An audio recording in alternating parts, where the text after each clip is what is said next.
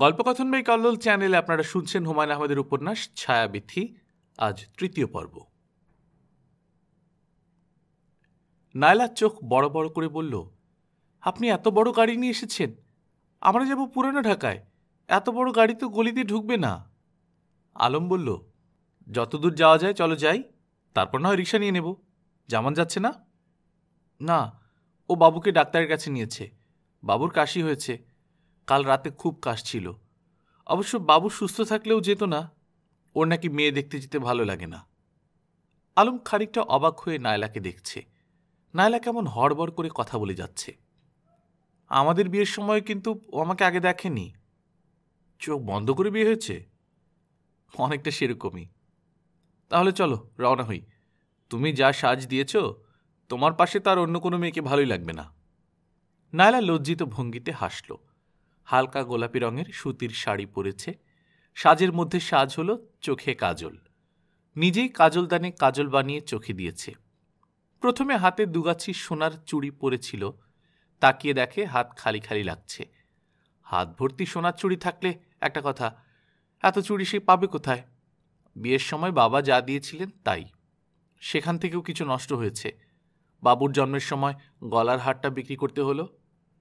নায়লা সোনার চুড়িগুলো খুলে ফেলে হাত ভর্তি কাচের চুড়ি পরল। সবুজ রঙের চুড়ি, সবুজ পাথর বসানো একটা আংটি হাতে থাকলে খুব মানাতো। আলম বলল, নায়লা একটা কাজ করা যাক, রওনা হবার আগে চলো কোনো কফি হাউসে বসে এক কাপ কালো কফি খাই।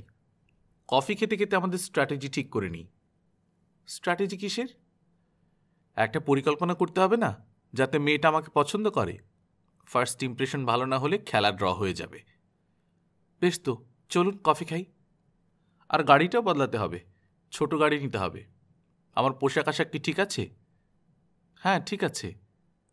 আমার নিজের কাছে ভালো লাগছে না, তোমার পোশাকের সঙ্গে ম্যাচ করছে না। তুমি পরেছ খাঁটি বাঙালি পোশাক, আমি জিন্সের প্যান্ট, রংচঙা শার্ট। আমিও বাঙালি পোশাক পরব। বাঙালি পোশাকটা কি, লুঙ্গি গেঞ্জি? ছেলেদের বাঙালি পোশাক হচ্ছে পায়জামা পাঞ্জাবি আর কাঁধের চাদর, পায়ে চটি জুতা।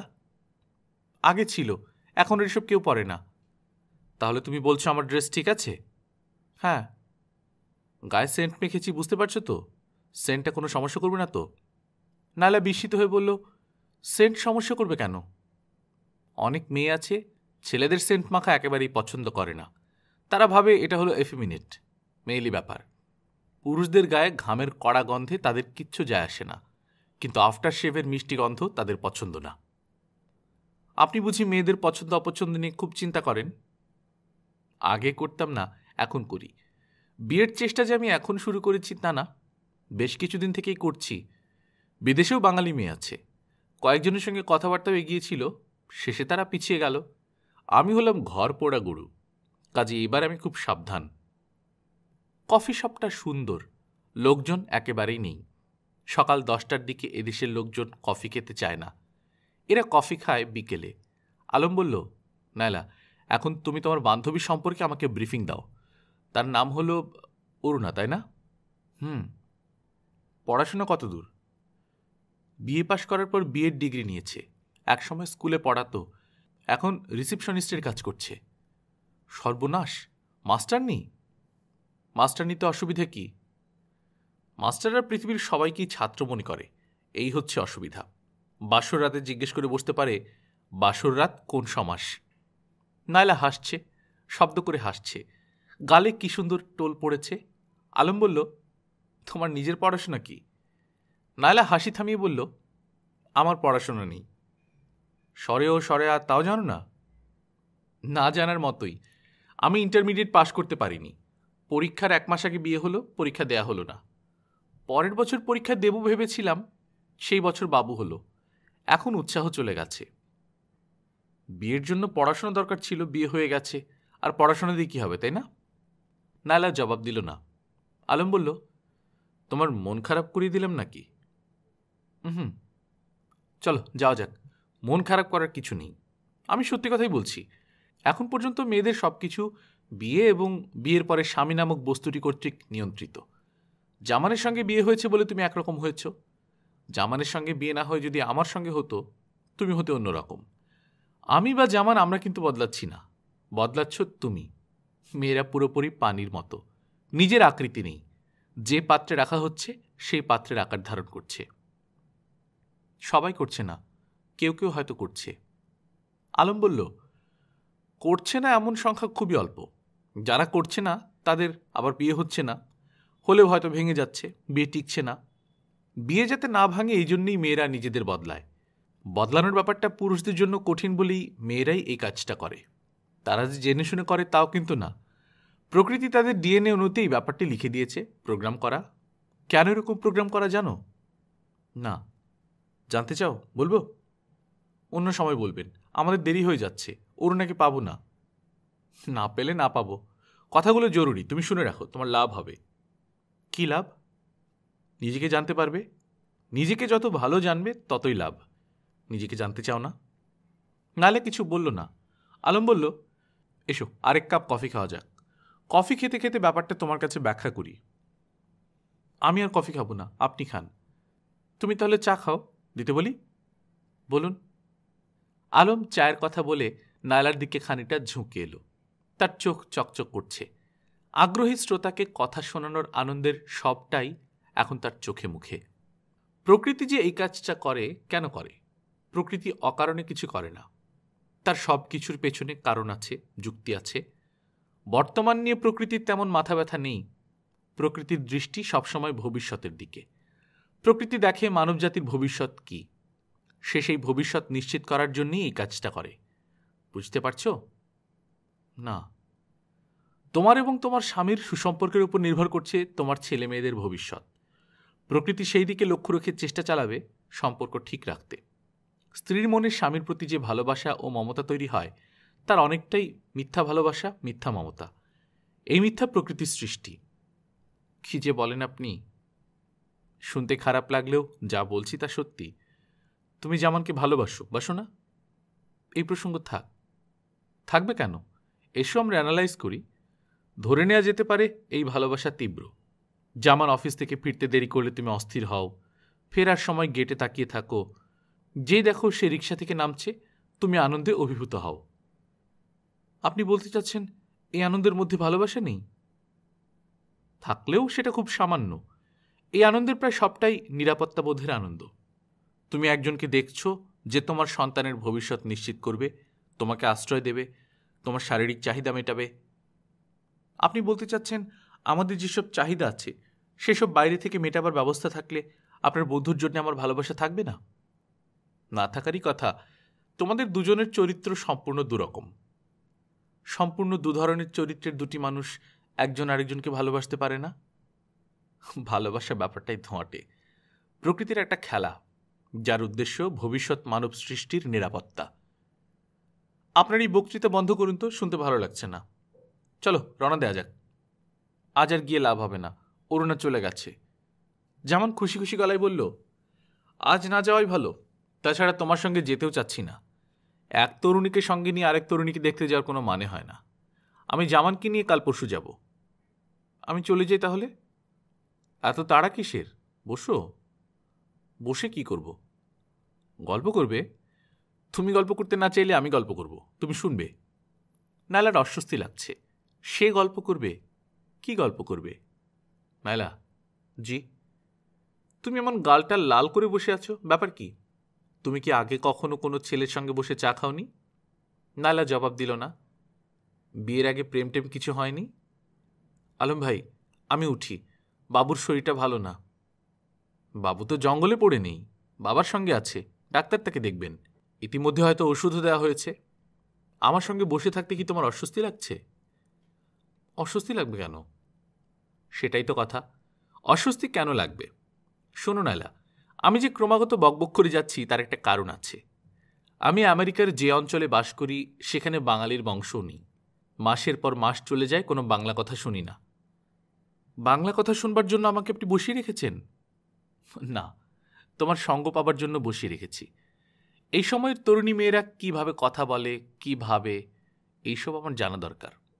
দুদিন পর একজনের সঙ্গে বাস করতে যাচ্ছি, তোমার কাছ থেকে অনেক কিছু শিখছি। কি শিখছেন? প্রথম যা শিখলাম তা হচ্ছে এদেশের বিবাহিত মেয়েরা স্বামীর অনুপস্থিতিতে অন্য কোনো যুবকের সঙ্গে সহজ হতে পারে না।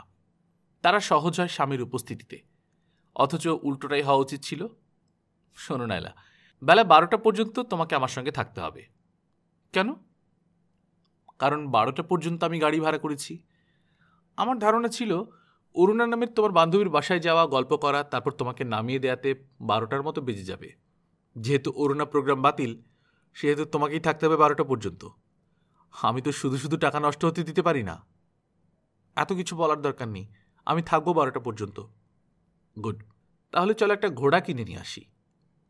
কি কিনবেন? ঘোড়া, দ্য হর্স। সত্যি ঘোড়া কিনবেন? অবশ্যই কিনব, সাভারে পাওয়া যায়।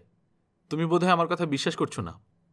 নায়লা ক্ষীণ গলায় বলল, আমি বিশ্বাস করছি। বিশ্বাস করছো কেন? বিশ্বাস করছি কারণ আপনি শুধু শুধু আমার সঙ্গে মিথ্যা কথা কেন বলবেন? ঠিক ধরেছ, আমি মোটেই মিথ্যা বলছি না। আমি দেখে এসেছি সাভারে ঘোড়া বিক্রি হয়, তাই একটা কিনব। চলুন যাই। সাভার জাতীয় স্মৃতিসৌধের কাছে মাটির খেলনার দোকান থেকে আলম বিশাল আকৃতির মাটির ঘোড়া কিনল।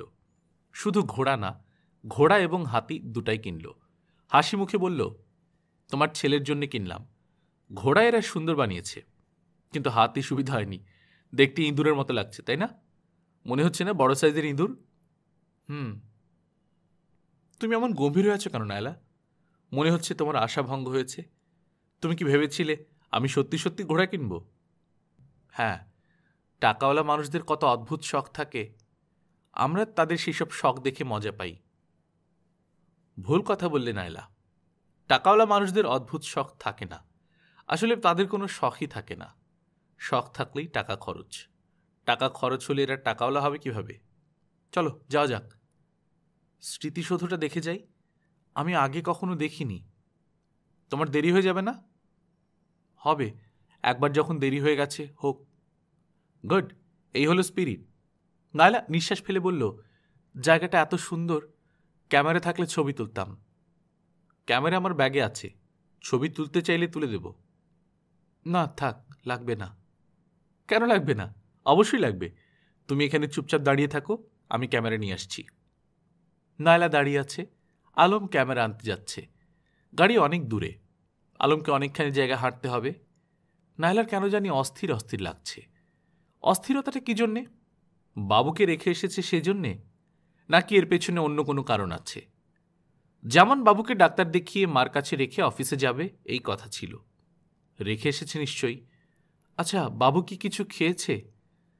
মার বাসায় বাবুকে দিয়ে আসার এই এক সমস্যা। এরা নিয়ে শুধু খেলবে, খাওয়ার সময় খাওয়াবে না। তাছাড়া বাবুর একটা বড় সমস্যা হচ্ছে পিপি আটকে রাখা। কিছুতেই করবে না, বাথরুমে নিয়ে শীষ দিয়ে দিয়ে পিপি করাতে হয়। নায়লা দেখি, তাকাও তো। নায়লা তাকাতেই আলম ছবি তুলল।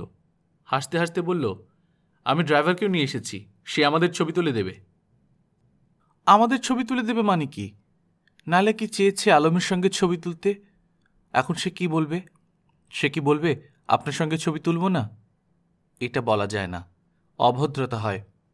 আলম চাইলে ছবি তুলতে হবে। আলম দীর্ঘদিন দেশের বাইরে আছে, তার কাছে এই ব্যাপারগুলি হয়তো খুব স্বাভাবিক। এদেশের জন্যে না, এদেশে স্বামীর অনুপস্থিতিতে স্বামীর বন্ধুর সঙ্গে ছবি তোলা যায় না।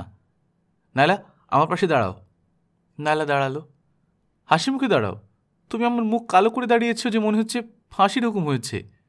ছবি তোলার পরপরই তোমাকে ফাঁসিতে ঝোলানো হবে। মুখ এমন কালো কেন?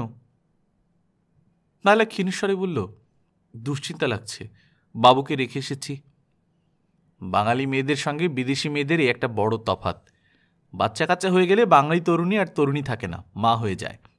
বিদেশিনীদের ব্যাপারটা কেমন জানো? বাচ্চা যখন পাশে থাকবে তখন মা, যখন পাশে থাকবে না তখন লাস্যময়ী তরুণী। নাহলে শোনো, তোমাকে একটা কথা জিজ্ঞেস করি। আমার ধারণা বাচ্চাকে বাসায় রেখে তুমি কখনো জামানকে নিয়ে ঘুরতে বের হও না, নাকি হও? না, হই না। আমরা মজা করে ঘুরব, আর ওই বেচারা একা ঘরে থাকবে। মাঝে মাঝে এই কাজটা করবে, নয়তো দেখবে একদিন জামান তোমার প্রতি আগ্রহ হারিয়ে ফেলছে। তোমার কথা মনে হলেই তার মনে মাতৃমূর্তি জেগে উঠছে, প্রেমিকা মূর্তি না। আপনার উপদেশ মনে রাখব। এখন চলুন বাসায় যাই।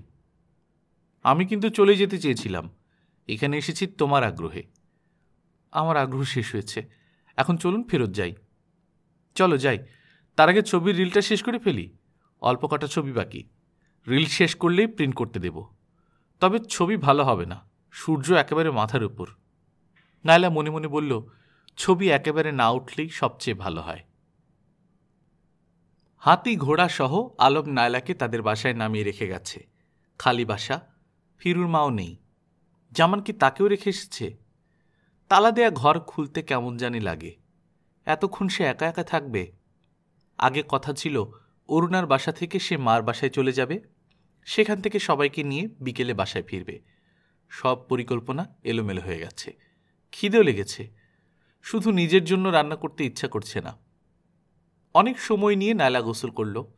বাথরুমে তার কেমন যেন ভয় ভয় লাগছে। কেন জানি মনে হচ্ছে গোসল শেষ করে বাথরুমের দরজা খুলতে গিয়ে দেখবে দরজা খুলতে পারছে না। দুপুরে সে অভুক্ত অবস্থায় বিছানায় শুয়ে রইল। দিনে ঘুমিয়ে তার অভ্যেস নেই, তবু বিছানায় শোয়া মাত্র ঘুমিয়ে পড়ল। ঘুমের মধ্যেই বাজে ধরনের দুঃস্বপ্ন দেখল। দুঃস্বপ্নটা বাজে এবং নোংরা, যেন তার স্বামী আলম, জামান নয়। সে আলমের সঙ্গে বেড়াতে বের হয়েছে।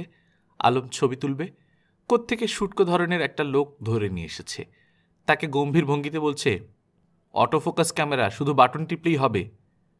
লোকটা ক্যামেরা হাতে দাঁড়িয়েছে। আলম তাকে এক হাতে জড়িয়ে ধরে আছে। তার একটু অস্বস্তি লাগছে, কারণ বাইরের একটা লোক, সে কি জানি মনে করছে। তার চেয়েও বড় কথা, নায়লা দাঁড়িয়ে আছে শুধু পেটিকোট পরে, তার গায়ে আর কোনো কাপড় নেই।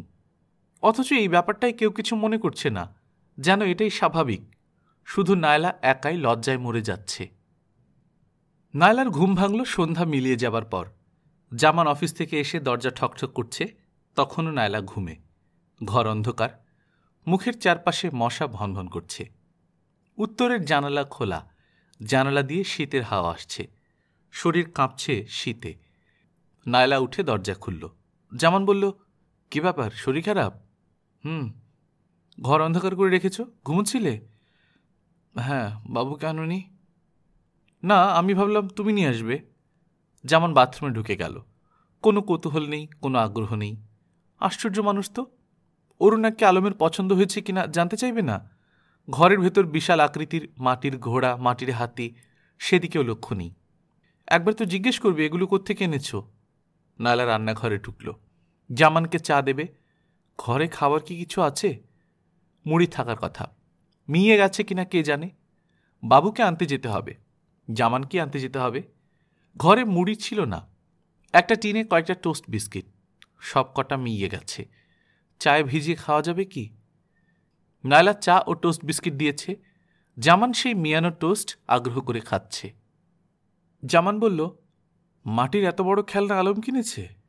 হ্যাঁ, এত বড় খেলনা হয়ে জানতাম না, আমাদের সময় ছোট ছোট ছিল। নায়লা বলল, চা খেয়ে বাবুকে নিয়ে এসো। আচ্ছা। নায়লা নিজে থেকেই বলল, অরুণার কাছে শেষ পর্যন্ত আর যাওয়া হয়নি, দেরি হয়ে গেল। ও আচ্ছা। তোমার বন্ধু আবার আমাকে নিয়ে যেতেও চায় না। একজন মেয়েকে নিয়ে আরেকজন মেয়েকে দেখতে যেতে তার নাকি ইচ্ছা করে না। ও, দেখো তো আমার জ্বর কিনা। জামান কপালে হাত দিয়ে জ্বর দেখল। জ্বর আছে কিনা তা বলল না, বোধহয় নেই। জ্বর থাকলে বলতো। নায়লা বলল, আজ খুব ঘুরেছি। কোথায়? নিউ মার্কেটে। ও আচ্ছা। জামান উঠে পড়েছে, সে বাবুকে আনতে যাবে। নায়লা তীব্র অস্বস্তি নিয়ে অপেক্ষা করছে। তার ধারণা জামান জানতে চাইবে নিউ মার্কেটে কি আলমের সঙ্গে ঘুরেছে। জামান কিছু বলল না। ফট করে মিথ্যে কথাটা সে কেন বলল? সে তো নিউ মার্কেটে যায়নি, সে গিয়েছে সাভারে। সত্যি কথা বললে জামান কি রাগ করত? মোটেই না। নায়লার বলা উচিত ছিল, তোমার বন্ধু আজ আমাকে বিরক্ত করে মেরেছে, তার জন্যই দেরি হয়ে গেছে, অরুণার কাছে যেতে পারিনি। আবার তার জন্যই যেতে হয়েছে সাভার, সেখান থেকে সে নাকি বাবুর জন্য মাটির হাতি ঘোড়া কিনবে। এই সহজ সত্য সে বলতে পারল না কেন? তার নিজের মনে কি কোনো অপরাধবোধ আছে? অপরাধবোধ থাকার তো কোনো কারণ নেই। তবে স্বামীকে যে সব কিছু খুলে বলতে হবে তাও তো না। সব মানুষের কিছু গোপন ব্যাপার থাকে যেগুলি কাউকে বলতে নেই। জামানের আগে তার একবার বিয়ে ঠিক হয়েছিল, মার্চেন্ট শিপের এক ইঞ্জিনিয়ারের সাথে। রফিকুল ইসলাম, লম্বা চড়া ছেলে, সুন্দর দেখতে, সবসময় সানগ্লাস পরে বের হতো। ওই ছেলের সঙ্গে নায়লার এঙ্গেজমেন্ট হয়ে গেল। এঙ্গেজমেন্টে তারা নায়লাকে একটা সবুজ রঙের কাতান, সবুজ পান্নার আংটি এবং সবুজ বেল্টের একজোড়া হিল জুতা দিল। আংটি শাড়ি না, সবুজ জুতা দেখেই সবাই মুগ্ধ। যেহেতু এঙ্গেজমেন্ট হয়ে গেছে, কাজী তার সঙ্গে ঘুরতে তো কোনো বাধা নেই। সে মোটরসাইকেল নিয়ে এসে প্রায় নায়লাকে উঠিয়ে নিয়ে যেত। তার প্রধান কাজ ছিল ঘুরে বেড়ানো। মোটরসাইকেল নিয়ে কোথায় কোথায় সে চলে যেত। একবার নিয়ে গেল জয়দেবপুর ফরেস্টের এক বাংলোতে। নির্জন বাংলো, শুধু একজন কেয়ারটেকার এবং দারোয়ান। কেয়ারটেকার ঘর খুলে দিল, কাঠের বারান্দায় চেয়ার পেতে দিল। এত নির্জন চারদিক, নায়লার ভয় ভয় করছিল। রফিকুল ইসলাম চোখ থেকে সানগ্লাস খুলতে খুলতে বলল, কি খুকি, ভয় লাগছে? লোকটা তাকে মজা করে খুকি বলে ডাকত। না, ভয় করার কোনো কারণ নেই। স্বামীর সঙ্গে বেড়াতে এসেছো, তাই না? আমরা এখানে রাত 10টা পর্যন্ত থাকব। তোমার বাবা মাকে বলে এসেছি, কাজেই ওরা চিন্তা করবে না। ডাক বাংলোয় রাত 10টা পর্যন্ত থাকবো, এটা বলে এসেছেন? আরে না, পাগল হয়েছ? বাংলাদেশি বাবা মা ডাক বাংলো শুনলেই আঁতকে উঠবেন। তাদেরকে বলেছি তোমাকে নিয়ে আমার এক অসুস্থ খালাকে দেখতে যাব। ফিরতে দেরি হতে পারে, 9টা-10টা বাজবে। তারা খুশি মনে বললেন, আচ্ছা। সেই ডাক বাংলোয় তারা রাত 10টা না, রাত 11টা পর্যন্ত ছিল। নায়লা ডাক বাংলোয় তার অভিজ্ঞতার গল্প কাউকে বলেনি, বলা সম্ভব নয় এবং উচিত না। তবে রফিকুল ইসলাম নামের ওই সানগ্লাস পরা লোকটা নিশ্চয়ই ডাকবাংলোর গল্প অনেকের সঙ্গে করেছে। ছেলেরা এই জাতীয় গল্প বন্ধুবান্ধবদের সঙ্গে করতে ভালোবাসে, অনেকে স্ত্রীদের সঙ্গেও করে। কিছু কিছু স্ত্রী আছে স্বামীর মুখে এই জাতীয় গল্প শুনতে ভালোবাসে। নায়লার দূর সম্পর্কের এক মামি আছে, রাঙা মামি। তিনি সুযোগ পেলেই তার স্বামীর এই ধরনের একটা গল্প শুনিয়ে দেবেন। বুঝলি নায়লা, বিয়ের আগে তোর মামা ছিল ভয়াবহ ধরনের এক চিজ। মেয়েদের পটানোর সে 1000 একটা কৌশল জানে। কোনো মেয়েকে তার মনে ধরেছে তার দেখতে হবে না, ওই মেয়ের কপালে দুঃখ আছে। তোর মামা তাকে ভুলিয়ে ভালিয়ে বিছানাতে নেবেই। তবে ইন্টারেস্টিং ব্যাপার হলো, একবার বিছানায় নেবার পর তোর মামার সব আগ্রহ শেষ। এই চ্যাপ্টার ক্লোজ, নতুন আরেক চ্যাপ্টার। রফিকুল ইসলাম নামের লোকটাও কি তার স্ত্রীর কাছে ইন্টারেস্টিং গল্প হিসেবে নায়লার গল্প করেছে? করেছে বলেই মনে হয়। গল্প করার মতো অনেক কিছুই সেই ডাকবাংলোয় ঘটেছিল। রফিকুল ইসলাম মজা করে ওই গল্প করলেও নায়লা কোনোদিনও কারোর সঙ্গে ওই গল্প করবে না। যদিও প্রায় তার মনে হয় জামানকে ঘটনাটা বলবে। হয়তো বলবে, এখন না হলেও কোনো একদিন বলবে। যখন তারা দুজনেই বুড়ো হয়ে যাবে, ছেলে মেয়েদের বিয়ে হয়ে যাবে, তারা চলে যাবে দূরে দূরে। যখন নায়লার জামান ছাড়া আর কোনো আশ্রয় থাকবে না, জামানেরও নায়লা ছাড়া কেউ থাকবে না, তখন এই গল্প আপাতত বাক্সবন্দি থাকুক। সাভার স্মৃতিসৌধে বেড়াতে যাবার গল্পটাও চাপা থাকুক। এমন কিছু না যে আগ বাড়িয়ে বলে বেড়াতে হবে। নায়লার কি জ্বর আসছে? গা জ্বালা করছে, মাথার শিরা দপদপ করছে। ড্রেসিং টেবিলের ড্রয়ারে বাবুর জন্যে কেনা থার্মোমিটার আছে। জ্বরটা দেখলে হয়, ইচ্ছা করছে না। সামনের সোমবারে বাবুর জন্মদিন, 2 বছর হবে। ঠিক 2 বছরে তাদের দুধ ছাড়িয়ে দিতে হবে। বৃষ্টি ঝামেলা করে, বাতিস দুধু, কোলা দুধু, লজ্জায় পড়তে হয়। আচ্ছা, বাবুর জন্মদিনে ছোটোখাটো ঘরোয়া ধরনের একটা অনুষ্ঠান করলে কেমন হয়? একটা কেক কেনা হলো, বাসায় সে পোলাও কোরমা রান্না করলো, কয়েকজনকে খেতে বলল, তার মা বাবা, আলম, এই সঙ্গে অরুণাকেও বলা যেতে পারে। তাহলে জন্মদিনের আসরে দুজনেরই দেখা হয়ে যাবে, ঝামেলা চুকে যাবে। আলমকে অবশ্য জন্মদিনের কথা বলা যাবে না, বললেই দামি একটা কিছু কিনে এনে সবাইকে অস্বস্তিতে ফেলবে। আলমকে বললে খাবার দাবার আর একটু ভালো করতে হবে। বড় মাছের একটা পেটি কিনে আনতে পারলে মাছের আইটেম করা যায়। বড় মাছ কি সে পছন্দ করে? ওই দিন ছোট মাছ খুব আগ্রহ করে খেলো। মাকে নিয়ে গিয়ে মেথি দিয়ে গোস্ত রান্না করালে কেমন হয়? আচ্ছা, সে শুধু আলমের কথা ভাবছে কেন? তার কি অন্য চিন্তাভাবনা কিছু নেই? ঘরটা কি ময়লা হয়ে আছে। ফিরুর মা আজ নিশ্চয়ই ঘর ঝাড় দেয়নি। এই মহিলা আছে শুধু ফাঁকিবাজিতে। বাবুর জন্মদিন উপলক্ষে ফিরুর মাকে একটা শাড়ি দেয়া দরকার। বাবুর জন্য দরকার হাফ হাতে একটা সোয়েটার। লাল রঙের হাফ হাতা সোয়েটার বাবুকে খুব মানায়। এবছর প্রচুর সোয়েটার এসেছে, একদিন সময় করে সোয়েটার দেখে আসতে হবে। যেদিন তাড়া থাকে সেদিনই একের পর এক সমস্যা দেখা দেয়। আজ জামানের সকাল সকাল অফিসে যাওয়ার কথা। বছর শেষের এই দিনটি জামানদের অফিসের জন্য গুরুত্বপূর্ণ। এই দিন অফিসে কাজকর্ম তেমন কিছু হয় না, কয়েকটা মিটিং হয়। মিটিংয়ের বিষয়বস্তু হলো বিগত বছরে কোম্পানি কি করেছে তার পর্যালোচনা, সামনের বছরে কোম্পানি কি করবে তার আভাস, পদোন্নতির ব্যাপারগুলিও এই দিনই জানা যায়। দুপুরে কোম্পানির খরচে লাঞ্চ দেয়া হয়, ফুল রোস্ট, রেজালা, দই, মিষ্টি, কোল্ড ড্রিঙ্কস। ঠিকমতো অফিসে পৌঁছার জন্য জামান আজ অন্য দিনের চেয়ে আগেই রওনা হয়েছিল। বাসে করে যাচ্ছে। শাহবাগের মোড়ে বাসের ভেতর প্রচণ্ড হইচই। বাস নাকি বেবি ট্যাক্সির ওপরে উঠে গেছে। চারদিক থেকে ধর ধর শব্দ। নিমেষের মধ্যে বাসের ড্রাইভার দরজা খুলে লাফিয়ে নেমে পড়ল। সে দৌড়ে রাস্তা পার হয়ে ছুটছে। তার পেছনে ছুটছে রাজ্যের মানুষ। কন্ডাক্টর পালাতে পারেনি। বাসের যাত্রীরা তাকে ধরে ফেলেছে। শুরু হয়েছে প্রচণ্ড মার। এই লোকটার দোষ কি? অ্যাক্সিডেন্টের সময় সে যাত্রীদের ভাড়া আদায় করছিল। বেবি ট্যাক্সির উপর বাস তুলে দেওয়াতে তার কোনো ভূমিকা ছিল না। লোকটাকে কি মেরেই ফেলবে? গোঁ গোঁ শব্দ হচ্ছে। এই শব্দের ফাঁকে ফাঁকে কন্ডাক্টর বলছে, ঘরে আমার ছোট ছোট দুটো মাইয়া, আপনি গলার দোহাই লাগি। জামান বাস থেকে নামল। পুলিশ ছাড়া এই লোককে বাঁচানো অসম্ভব। শাহবাগের মোড়ে অ্যাক্সিডেন্ট। পুলিশ নিশ্চয়ই চলে এসেছে। ওয়্যারলেস সেট হাতে একজন পুলিশ সার্জেন্টকে মোটর সাইকেলে বসে থাকতে দেখা গেল। জামান এগিয়ে গিয়ে কন্ডাক্টরের কথাটা বলল। পুলিশ সার্জেন্ট অত্যন্ত বিরক্ত হয়ে বলল, আমরা দেখছি, আপনাকে ব্যস্ত হতে হবে না। লোকটাকে মেরে ফেলছে। মানুষ এবং বিড়াল এই দুই প্রাণী সহজে মরে না। আপনি আপনার কাজে যান, ভিড় বাড়বেন না। ভিড় যা হয়েছে দর্শনীয়। মুহূর্তের মধ্যে এতগুলি লোক জড়ো হলো কি করে সে এক রহস্য। ভিড় ঠেলে বের হতে জামানের আধ ঘন্টার মতো লাগল। খালি রিক্সা অনেক আছে, কিন্তু কেউ মতিঝিল যাবে না। এখানকার মজা শেষ না করে কেউ নড়বে না। বেবি ট্যাক্সি আছে। এতগুলো টাকা খরচ করে বেবি ট্যাক্সি নেবার কোনো অর্থই হয় না। হেঁটে যাওয়াও অসম্ভব। স্যান্ডেলের স্ট্র্যাপ ছিঁড়ে গেছে। পা ছেঁচড়ে ছেঁচড়ে কতদূর আর যাওয়া যায়? 9টার ভেতর অফিসে পৌঁছার কথা। জামান অফিসে পৌঁছল 10:20-তে। ম্যানেজমেন্টের মিটিং শুরু হয়ে গেছে। হল ঘরে চেয়ার পাতা হয়েছে। ডেকোরেটরের কাছ থেকে ভাড়া করে আনা চেয়ার। চেয়ারে যারা বসে আছে তাদের সবার মুখ শুকনো। এমডি সদরুদ্দিন সাহেবের বক্তব্য মনে হয় কারো তেমন পছন্দ হচ্ছে না। জামান খুব সাবধানে পেছনের দিকে একটা চেয়ারে বসল। এমডি সাহেব ইংরেজিতে লিখিত বক্তৃতা পাঠ করছেন। বক্তৃতার বিষয় হল, কোম্পানিকে নিজের পায়ে দাঁড়াতে হবে। কোম্পানি এবং বৃক্ষ এক রকমের।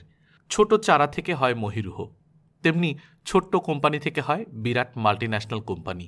বৃক্ষ নড়বড়ে হয় তখন যখন তার শাখা প্রশাখা বেড়ে যায়। এই কোম্পানিও শাখা প্রশাখা বিস্তার করে নড়বড়ে অবস্থায় চলে এসেছে। কাজের লোকের চেয়ে অকাজের লোক বেশি। হেড অফিসেই টাইপিস্টের সংখ্যা 13 জন, অথচ ওয়ার্ড প্রসেসর ইউনিটও আছে। 13 জন টাইপিস্টের বলতে গেলে কোনো কাজই নেই। এরা অফিসে আসে, গল্পগুজব করে, বাসায় ফিরে যায়। নিয়ম মতো তারা একটা কাজই করে, সেটা হলো বেতন নেয়া। জামানের পাশে রকিব সাহেব বসেছিলেন, সিনিয়র হেড অ্যাসিস্ট্যান্ট। কোম্পানির জন্মলগ্ন থেকে এর সঙ্গে আছেন। রকিব সাহেব ফিসফিস করে বললেন, জামান ভাই, অনেক ছাঁটাই হয়েছে। ছাঁটাইয়ের কথা কি বড় সাহেব বলেছেন? সরাসরি এখন কিছু বলেন নাই, তবে শোনা যাচ্ছে এই বছর কোম্পানি অনেক লস দিয়েছে। কারা ছাঁটাই হয়েছে কিছু শুনেছেন? না, শোনা যাচ্ছে মোট 18 জন। বলেন কি? এমডি সাহেব কোম্পানির উন্নতির জন্য যেসব কর্মচারী সৎ এবং আন্তরিক চেষ্টা চালাচ্ছেন তাদের ধন্যবাদ দিয়ে বক্তৃতা দিলেন এবং সবাইকে তার সঙ্গে এক কাপ চা খাবার আমন্ত্রণ জানালেন। দুপুরে লাঞ্চের ঠিক আগে আগে ছাঁটাইকৃত কর্মচারীরা তাদের নাম জানল। মোট 11 জন ছাঁটাই হয়েছে। জামানের নাম 10 নম্বরে। কোম্পানি আইনের ধারা উল্লেখ করে তারা জামানের কাছে যে চিঠি দিয়েছে তার ভাষা বড়ই কঠিন। আপনাকে দায়িত্ব থেকে অব্যাহতি দেওয়া হলো। চিঠি পকেটে নিয়ে জামান চুপচাপ বসে আছে। দুঃখবোধের চেয়েও যে ব্যাপারটা তাকে আলোড়িত করছে তা হলো লজ্জাবোধ। সবাই আসছে, সান্ত্বনার কথা বলছে, চিঠি পড়তে চাচ্ছে। কিছুক্ষণের ভেতর লাঞ্চের ডাক পড়বে, সেখানেও যেতে হবে। লাঞ্চ না খেয়ে চুপচাপ বসে থাকা মানে রাগ করে ভাত না খাবার মতো। জামান কার উপর রাগ করবে? অনেকেই তাকে এসে বলছে, আপনি এমডির সঙ্গে সরাসরি দেখা করুন, আপনার মতো মানুষের চাকরি চলে যাবে, এটা একটা কথা নাকি? আপনি যান, আমরা সবাই আপনাকে সাপোর্ট দেব। মগের মূল্য, এক কথায় চাকরি নট, কোর্ট কাচারি করে ছেঁড়াবেড়া করে ফেলব না। জামান জানে এও কথার কথা। দেশের চাকরি বাকরির অবস্থা খুব খারাপ, চরম দুঃসময়। এই সময় নিজের চাকরি নিয়ে সমস্যা হতে পারে, এই ধরনের কেউ কিছু করবে না। অন্য সবার মতোই জামান বর্ষশেষ লাঞ্চে গেল। বুফে লাঞ্চের ব্যবস্থা, বড় টেবিলে খাবার সাজানো, সবাই নিজের পছন্দ মতো খাবার উঠিয়ে নিচ্ছে। আস্ত একটা মুরগির রোস্ট একজনের পক্ষে খাওয়া মুশকিল, তারপরও দেখা যাচ্ছে কেউ কেউ 2টা রোস্ট নিয়েছে। এমডি সদরুদ্দিন সাহেব প্লেটে সামান্য কিছু পোলাও নিয়েছেন, চামচে সেই পোলাওয়ের খানিকটা মুখে দিচ্ছেন এবং হেঁটে হেঁটে সবার সঙ্গে গল্প করছেন। তিনি হাঁটতে হাঁটতে একসময় জামানের কাছে চলে এলেন, হাসি মুখে বললেন, কেমন আছেন জামান সাহেব? জি স্যার, ভালো। অনেকেই দেখছি 2টা করে রোস্ট নিয়েছে, আপনি একটা? কি ব্যাপার? নিন নিন, আরেকটা নিন। জি না স্যার। কাজ করুন, ভালো মতো কাজ করুন। আপনি কোম্পানিকে দেখবেন, কোম্পানি আপনাকে দেখবে। জামান ছোট্ট করে নিঃশ্বাস ফেলল। এমডি সাহেব জানেও না যে সে এখন আর কোম্পানির সঙ্গে যুক্ত নয়। এমডিদের এত তুচ্ছ জিনিস নিয়ে মাথা ঘামালে চলে না। সদরুদ্দিন জামানের কাছ থেকে একটু সরে গিয়ে বললেন, সবাই আমার ঘোষণা শুনুন। আমি একটা প্রাইজ ডিক্লেয়ার করেছি। ম্যাক্সিমাম নাম্বার অফ রোস্ট যে কনজিউম করবে তার জন্য সুন্দর একটি পুরস্কার আছে। সবার মধ্যে সাড়া পড়ে গেল। একজন উজ্জ্বল চোখ করে জিজ্ঞেস করল, প্রাইসটা কি স্যার? প্রাইজ এখন বলবো না, তবে ভালো price, you will like it. আচ্ছা বলে দিই, টিকিট, কক্সবাজারের বিমান টিকিট, একটা না 2টো, স্পাউস সঙ্গে নেওয়া যাবে।